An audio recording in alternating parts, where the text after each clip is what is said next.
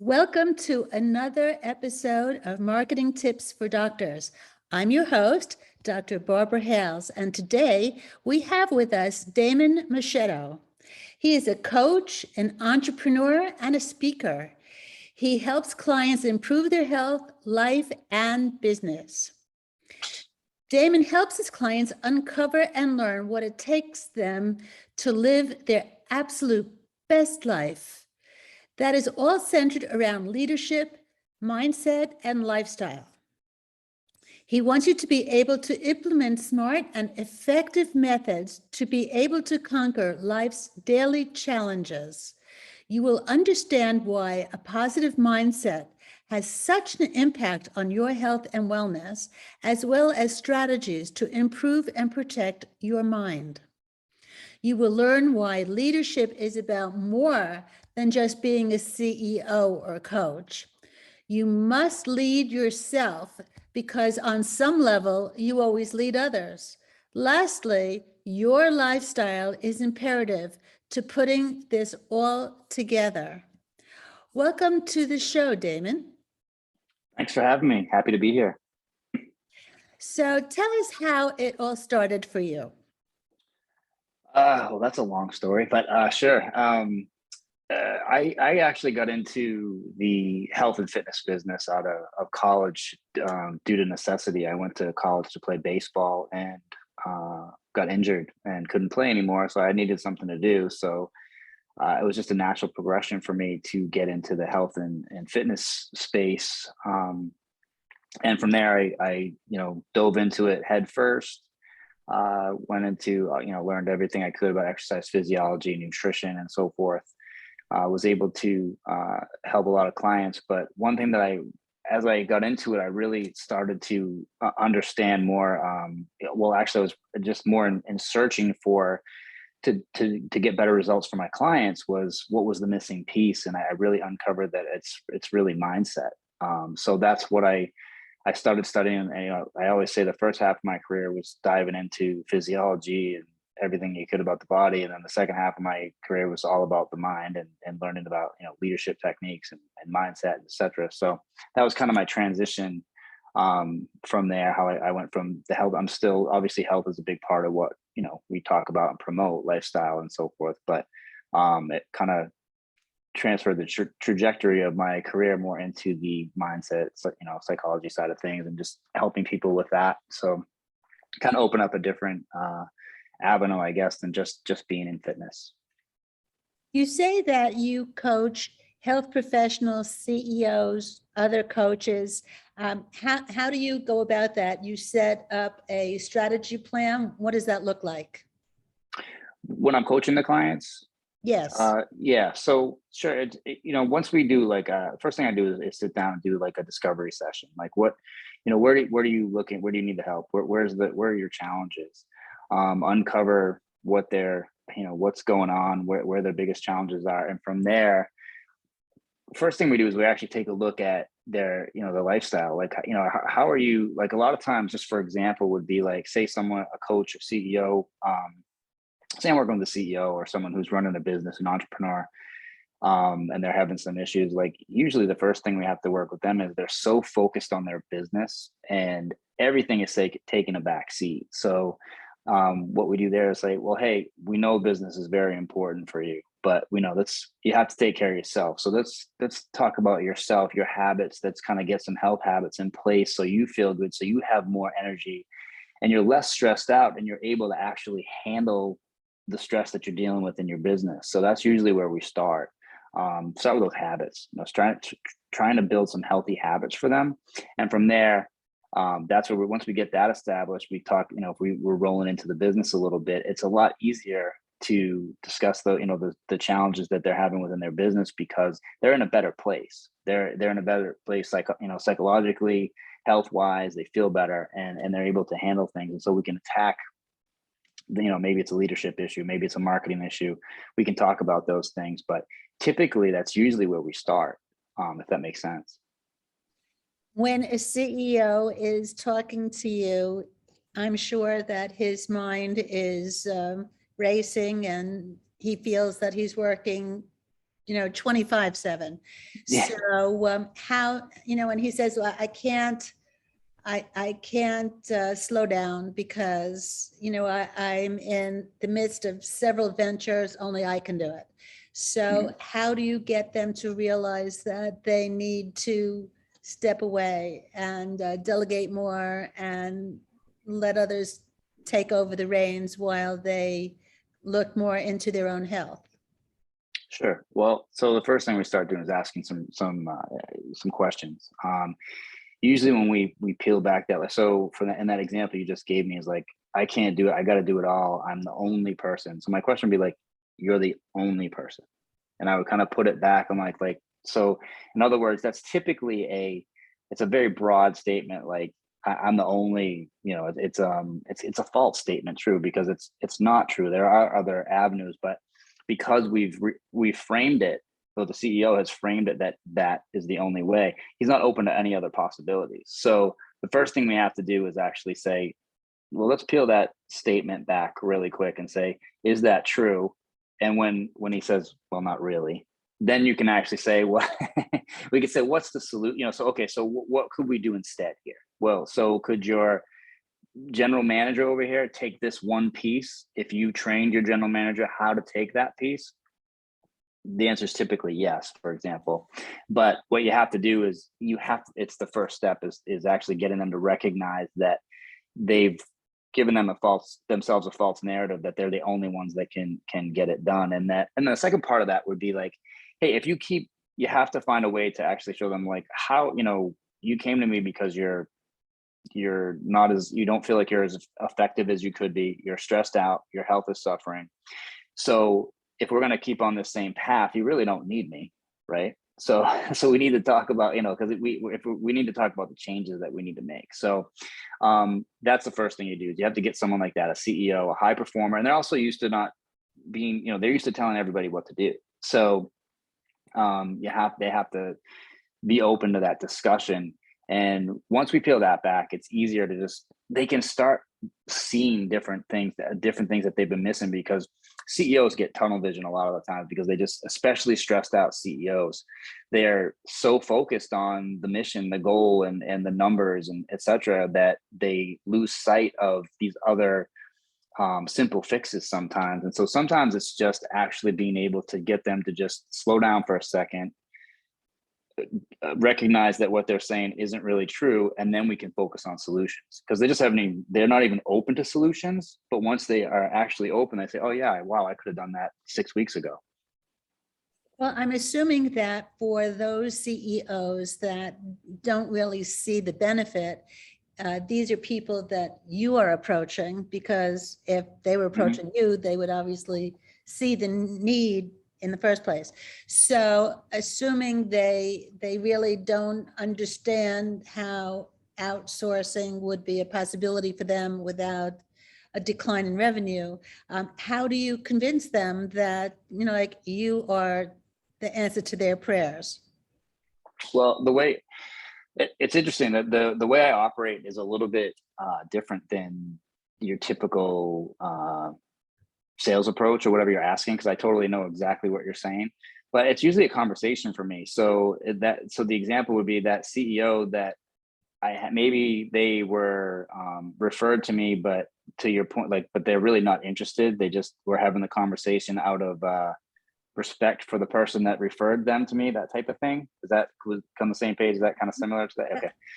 So in that case, we just have a conversation. And again, I'm able to just ask the certain questions that are actually typically what happens in that is you point out their blinders, their weak spots. And at that point, it could be a 30-minute conversation, could be an hour or whatever. And I'm not even selling them at that point. I just say, hey, is there anything else we can talk about? Did I help you with that? And they're like, you typically, not always, but typically it's like, so how do I work with you? That's usually how it goes. It's not, and in that case where it's someone who's not open, I'm not going to sell them harder. I'm not going to try to convince them, because it's just easier when we just have a conversation. Whereas someone that comes to me is like, seeking my services, that's a different conversation, but similar, but different. So when someone says to you, yeah, I'm interested in exploring this further with you, how do I get started? Uh, what do you typically say? How do they get started? Write me a check. No, I'm just kidding. It's typically, it's like, well, what's your schedule like? I mean, we do discuss, well, I don't do like, I don't do like a session type thing. I'm a time frame, like someone, I'll only work with someone a minimum of 3 months. Like, I mean, they have to work with me a minimum of 3 months. Usually 6 is my sweet spot where I work with people, because it's a process. It's not like some quick fix thing where, like, oh, for example, losing weight's an easy one to use. Like, oh, lose, 20 pounds in 10 days. That's not how coaching works. That's not how making changes in your business, your lifestyle, your health, your leadership. That's not how it works. It's a process. So we talk about that, like, how long do you want, this is how I work. I operate either 3 or 6 months minimum. Here's how I work. Here's how it goes. When would you like to get started? Is this acceptable to you? And again, it's easy if I've had that conversation at that point, because they already see value in the conversation, and it's usually not a money issue. It's not it's a value issue. They see, okay, I need this help. So, all right. And they're willing to put in, I tell you how much time it's going to take, hey, I work with people, weekly. This is what we set up. And I also set expectations for like what I expect, because it's not just, I don't just want to take your money. I want to, to help you, and I obviously get paid for that. But like, it's not, if you're not committed to the process, I don't want to, that's not what I do. So I make sure they're committed, and then we go at it. Do you work with their staff as well? If they ask me to, yeah. It depends. That's typically, I'll be honest, that's typically in a smaller corporate. Well, they'll do that. That's typically what I've worked in the past. Okay, you have a person who is on a discovery call with you, and they say, listen, I exercise, I eat only organic stuff, I'm a pescatarian, and I don't need help with that. What I do need help with is a new product launch, or how to properly promote myself on a higher scale. So do you have a particular protocol that you work with these CEOs or business owners with? Yeah, I wouldn't. So when you say protocol, I wouldn't say it. I would say it's so individual to the CEO or whoever I'm working with, that it's got to be adaptable. But I mean, it's within my principles of how I operate. So like, for instance, to me, business, if we could just talk about that really quick and tie that into that, is I think it comes down to 3 things. And I mean, obviously business, there's a gazillion books written on business. Everyone has their own opinion about what you need to be doing, Harvard, this, that, whatever. And they're all relevant, I'm sure. But if you shrink it down, it's like, it comes down to leadership, marketing, and systems, typically within a business. Leadership is going to set the culture. Marketing, the right marketing is going to be able to create sales and repeatable sales. And then the systems are going to be able to create repeatable sales. So typically what you just said is like, all right, I have a marketing issue. Okay, great. So the one thing I will want to check is like, how's the leadership? Everybody happy? How's the culture? Culture is great. Check. All right, let's go on to marketing. Let's talk about what that launch is. What are your challenges? Where do you see the bottleneck? Is it you?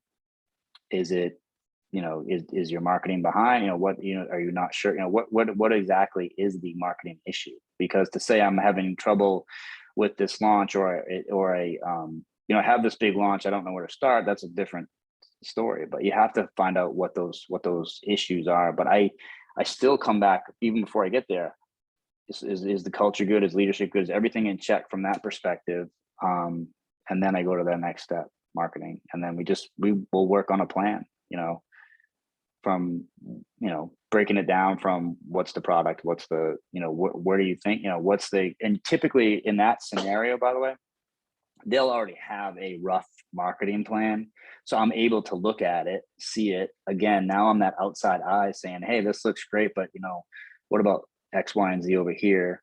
Just, does that make sense? Oh, you know what? That's a great point. And then maybe we come up with solutions to kind of overcome that issue that I uncovered at that point.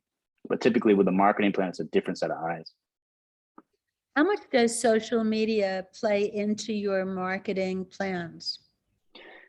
My personal marketing plans are for my clients. Both.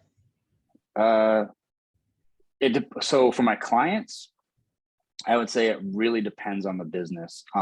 You can't get away from social media anymore. I mean, you have to have some type of presence for sure. So I think presence on social media is huge. No matter, you have to have that. No matter, and you have to be optimized. But how much money you're spending at it is really going to depend on the business. And and the one good thing about social media marketing, that if you are going to spend money on it, it's so easy to track and see if it's working, that you can double down on it or you can shut it off, which is great. How much that's not really answering the question, how much it plays into it. It definitely plays, if I was going to put a percentage to it, it's definitely 60% or higher, for sure. But there are some businesses that are very traditional that don't necessarily need as much time spent on social media, but they have to have that presence. So do you recommend starting with an effective website, or do you feel that no longer is as much an issue anymore? It still depends on I think everyone still has to. I mean, I'm one of those ones that still believes in having some type of website presence. It just, maybe you don't have to put as much into it as we used to, because like to your point, 10 years ago, it was like your website had to be dialed in. Now a lot of businesses spend, especially like smaller businesses, like more like solopreneurs or things like that, they spend way more time on social media than they do on their website. And it makes sense, because that's just, maybe they're selling a product, so that they have to live on there, they have to put their time into that, versus a bigger company that has more things going on, more like arms of the business or whatever, has to have a little bit more of a website presence, because there's people are going to go, especially B2B are going to go look at, like, so LinkedIn is much more for B2B. To me, it seems to me more effective. But once they're on there, they are going to go to that website and see, like, okay, what is this company all about? Let's say it's a software company. You're going to have to go to that website and look at that. What do they offer? What's the software look like? What's the, there's more. You can't do all that on social media. You know what I mean? So you're going to have to actually have a better presence on that website, versus the solopreneur that's, on Instagram every day doing a story and has their followers and talking about that product. That's more effective for them. What is your feeling about ads on Facebook or Google or LinkedIn? What is your feeling about that? Yeah, that's a loaded question these days, because it's definitely harder than it used to be, in my opinion. And what it changes, well, first of all, it changes so much now, but even it's changed so much from the last 5 to 7, 8 years, that it was so much more reasonable and cost effective. Now you have to throw a lot of dollars at it now. On, like, Facebook, for example, is just not as effective as it used to be, in my opinion, for my clients. That's what I'm seeing. That's not to say that there's certain businesses out there aren't being very successful with Facebook ads, but or Google and whatnot. But it's definitely a different landscape today. And I think that before, especially like companies, what I'm seeing is, like, if they have a better presence all the way around on the web, like they have a good social media following and they put out good content, that's people are actually coming to look at the content because it's quality and they get something out of it, and their website looks sharp and it's all kind of like a hub, it's tied into one. They're the ones that can target a little bit better and throw some money at social media and do very well, versus the other companies, they like, especially large companies will do this sometimes, is they'll just, because they have a big marketing budget, will throw a lot of money at things, and they'll just throw money at it. And yeah, it might be somewhat effective, but the reality is that if they looked at the ratios on it, it's not as good as that person or that smaller company that maybe has really niched things, done a good job building their brand, building their followers, and they're able to target specifically who they're going after. I think that's a much more effective way if you're going to spend money on it. If if you don't have that following, if you're trying to build a following, that's a totally different thing too, because now it's a different ad. But I don't think that's where you want to start if you're starting with the business. Would you agree that of all the types of marketing approaches, that email marketing is probably still the most effective, or the one that gets the most visibility? I think it's the most targeted still, for sure. I totally agree with that. It's funny when people ask me about my own marketing. I'm like, my whole thing is to get people on my list still. I just want to, because I do a lot of email. I send out a weekly, 2 or 3 times a week, a short little newsletter to my list, and it's all quality. It's not sales. It's information. It's good content, and that's still where the bulk of my business would come from. And I, building that list. So long way to answer your question. Yes. Well, for doctors, not the health professionals, the easiest thing to do is to get people that are talking to you to give you their email address, or for you to ask for their email address, so that you automatically have a built-in data ad, which is very helpful to send out that newsletter. Yes. Especially since, if you're sending it out digitally, you're not worried about stamps and the extra cost of, delivery when it's not virtual. Yeah, 100%. And I think that it's funny about email marketing that, marketing companies for the past 10 years have been trying to say that it's dead or it's dying, and it never does. It's still very, very effective. So I'm not sure if it ever will. I know there's certainly other avenues and certain businesses that people are successful with, but I still think email marketing is very, very effective if you do it right. So have you been practicing the TikTok dance? I am not a TikToker. I am not a TikToker. I'm not. I am certainly not talented enough for that. What is your feeling about video marketing? Video marketing is great if you're good at it, have the resources and the time. That's how I feel. I think the days of being able to throw kind of a low level video up somewhere isn't as effective. Let me clarify that too. I think for the solopreneur that has that niche following, they can just do stuff off of their phone with the video and be very effective. But I think bigger brands, like you're talking about doctors and so forth, like they have to be, it has to be very professional. And I think if they have the time to do that, they're very effective. Although at this point, I would like to point out the doctor in the Midwest who just took his phone and showed people at the start of the pandemic how you take your supermarket groceries and sterilize them before they go into the pantry or refrigerator, garnishing more than 1.5 million views. It went viral immediately. And of course, a lot of prospective patients then wanted to hear what else he had to offer. So you can't negate, the phone. Absolutely not. I absolutely not. I was just saying that, like, as a whole, I think there's always outliers. I think there's always, the ways you can do that. And it depends on your audience too. Interesting that he's doing food. That's makes total sense within the pandemic and when he did it. Yeah, it could still work. Don't get me wrong. You can. So, you asked me about video, and the short answer was yes. Video is great if you can do it. Some people just don't like being on camera. That's another thing, and they're not natural and they're not good at it. So if that's not your thing, don't do it. And like this doctor that you just said got viral, I'm sure he was probably pretty natural and really good at it. You know what I mean? Like, yeah, this is how you should do it, blah, blah, blah. You're having a conversation and he's really good at it. Then if that's a strength of yours, double down on it. At this point, I would like to ask you for 2 tips that you could give our doctors and health professionals who are listening now in terms of how to get started promoting yourself so that your practice can rise above your competition.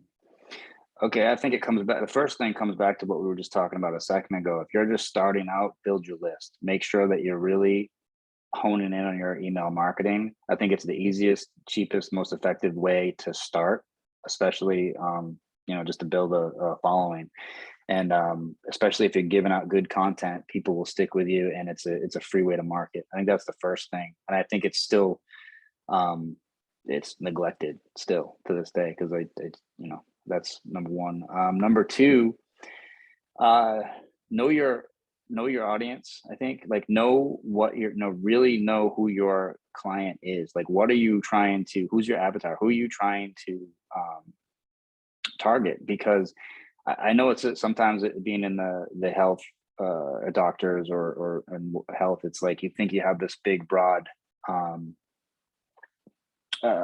market, but like the more you can niche that down in the beginning to really target some specific people, it doesn't have to be one niche, but like if you can niche it a little bit, it's going to make it that much easier to get started and get some people that are going to refer, because they're going to be like-minded people that have the same concerns and whatnot, and you'll get more referrals that way, versus just if you're trying to market to everybody outside of the gate, it's much harder in my opinion.